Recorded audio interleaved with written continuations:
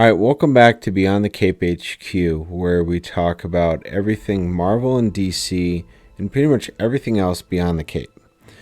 So this video actually started in my house when I showed my kids a picture of Red Hood, and they're like, "Whoa, Deadpool is so cool." Then I realized this has to happen a lot, just in comic nerd fandom. So today we're settling it once and for all. Who came first, Marvel or DC characters? Where these ideas came from? Why so many heroes and anti-heroes look like they could be cousins from different comic book universes. So right here, no gatekeeping, no comic snobbery, just fun comic history, cool comparisons, and maybe saving a few parents from accidentally confusing Red Hood with Deadpool ever again. Let's get into it.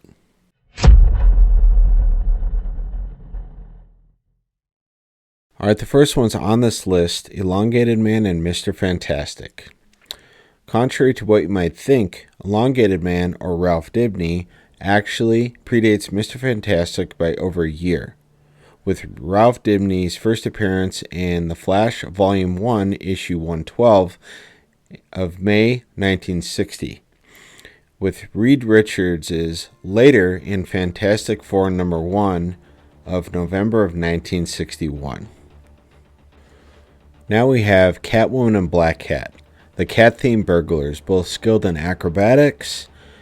First appeared in the form of Catwoman in Batman number 1 in spring of 1940.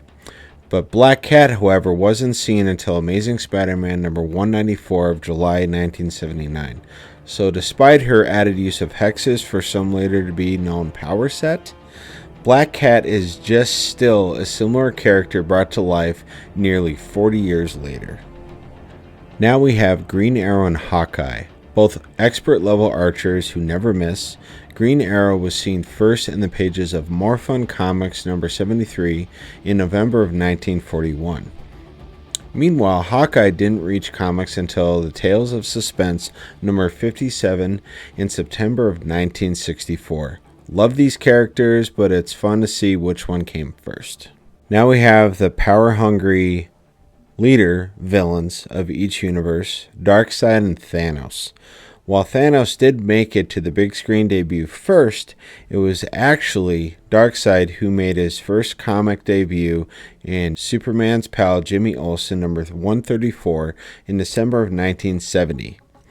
Thanos wouldn't make it to the pages of Marvel Comics for another 3 years in Iron Man number 55 in February of 1973. I just want to add, in my opinion, despite both of these characters being very powerful, Darkseid could literally mop the floor with Thanos even with the full Infinity Gauntlet. Now we have some of my favorite characters on this list, Deathstroke and Deadpool. Both have regenerative healing factors and are master tacticians, have some very violent tendencies, the pair of them, and both appeared to want to fight on their own as opposed to with a group. It was actually Deathstroke who appeared first in the pages of comics, being featured in New Teen Titans Volume 1, Issue 2 in December of 1980. So how much later was Deadpool, do you ask? His first appearance in New Mutants number 98 came out 11 years later on February 1991. Also, one more tip. If you're going to rip off a character from DC, which this one obviously to me seems it was that way, be a little less obvious than the name choice of Slade Wilson, who is Deathstroke, to Wade Wilson, who is Deadpool. I mean, come on. Alright, moving on to The Flash and Quicksilver, the speedsters of the universe. Who is it? The protector of Central City, Barry Allen, or the genetically altered mutant Pietro Maximoff? The first appearance of the Flash was in Showcase number 4 in September of 1956, whereas the first appearance of Quicksilver didn't come until the X-Men number 4 in March of 1964.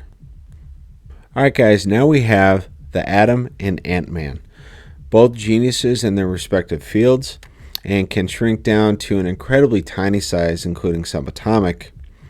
Despite the first appearance of the Atom in Showcase number 34 in October of 1961, it was actually an original debut for Atom, was actually in All-American Comics Volume 1, Issue 19 in October of 1940.